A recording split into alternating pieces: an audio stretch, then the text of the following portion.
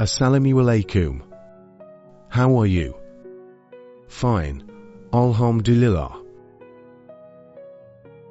In the presence of Allah subhanahu wa ta'ala, the nobility of a person is measured by their deeds and piety, not by the amount of wealth, high rank, or position.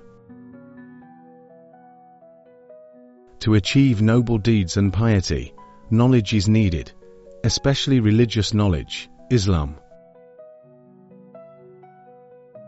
As the nobility that comes from high knowledge in our story this time.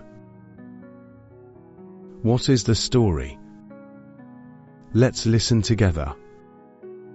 Bismillah. When the Hajj season comes, Muslims flock to the Kaaba, answering Allah's call to perform the fifth pillar of Islam, Hajj. Labbaik Allahumma labbaik always echoes throughout Masjid al-Haram, chanted by souls bringing faith and piety provisions to perform a series of worship. As a form of obedience to Allah subhanahu wa ta'ala. There is no difference among all Muslims, everyone comes and stands equally before Allah. No distinction between ordinary people and officials. Everyone is the same. What differentiates is only their piety.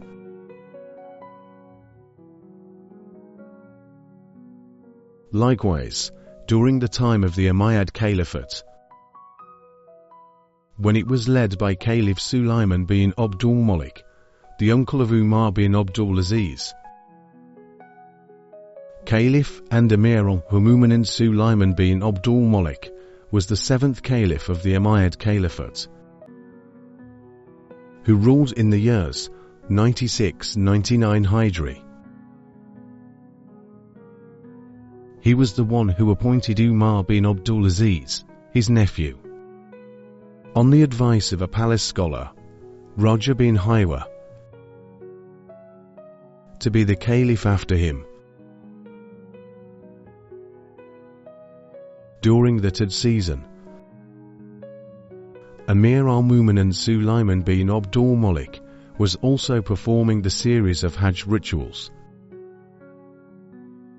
He performed tawaf around the Kaaba wearing ihram cloth, without footwear or a head cover. While performing tawaf, Caliph Sulaiman bin Abdul Malik was followed by two young men behind him. These two young men were the Caliph's sons, and from their appearance, they indeed looked like they were not from ordinary families. After completing the last round of his tawaf, Caliph Sulaiman bin Abdul Malik asked one of his soldiers, "I want to meet your friend. Where is he?" The soldier replied, "He's praying in the western corner of the mosque." Immediately the Caliph walked, followed by his two sons and other soldiers, towards the indicated direction. When the soldiers wanted to clear some of the congregants blocking the Caliph's way, they were stopped by the Caliph himself, who said, "In this place, the king and his people have the same status. No one is more noble than another, except based on their deeds and piety. Perhaps there is a disheveled and dusty person who comes to Allah, and Allah accepts his worship, while at the same time, the kings are not accepted by him." It turned out that the person referred to was still engrossed in his prayer. His bowing and prostration were performed perfectly. Meanwhile, around him, many people were sitting, gathered behind, and to his right and left. After saying the greeting to the right and left, It was clear who the awaited person was. He was an old man with dark black skin, curly hair, and a flat nose. This old man was from Habasha, who spent his youth in the Hijaz to study Islam. The Caliph, sitting in the back, then greeted the man and approached him. After getting closer, he asked some questions about the rituals of Hajj, and the questions asked by the Caliph were answered clearly and in detail, accompanied by arguments and hadiths attributed directly to the Prophet Muhammad, peace be upon him. After being satisfied with the explanation from the man, the Caliph continued his Hajj rituals, followed by his two sons and soldiers. While performing the sea, one of the soldiers loudly proclaimed, "O Muslims, no one is allowed to give a fatwa to people in this place, except Atha bin Rabah. And if he is not available, then Abdullah bin Nujai."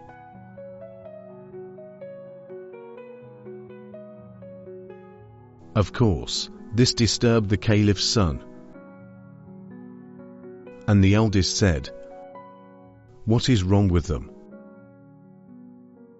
Why do they forbid people from asking for fatwas except from Atha bin Rabah and his companion?" While the Caliph has just asked for a fatwa from someone who did not give the respect commonly received by a Caliph.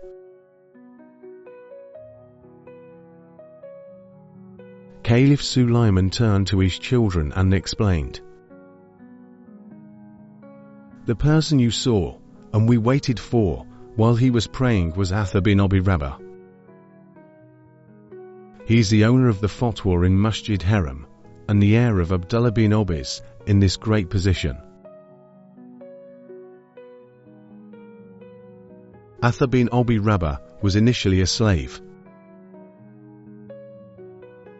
When his master saw his high enthusiasm in seeking knowledge and serving the religion of Allah, he took the initiative to free him, hoping for a reward from Allah subhanahu wa ta'ala.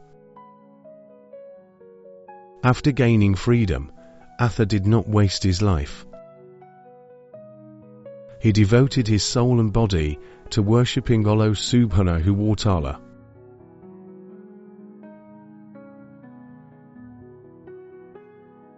He spent his days seeking religious knowledge. He began to drink the fresh legacy of the Prophet from the foremost companions like Abu Hurairah, Abdullah bin Obis, Abdullah bin Zubair, and other prominent companions. May Allah have mercy on them. His chest was filled with knowledge, wisdom, jurisprudence, and manners.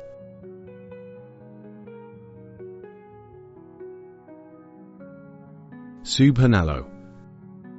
This is the factual proof of the greatness of knowledge. With knowledge, a low person becomes noble. A lazy person becomes intelligent. And knowledge elevates the rank of slaves above the kings.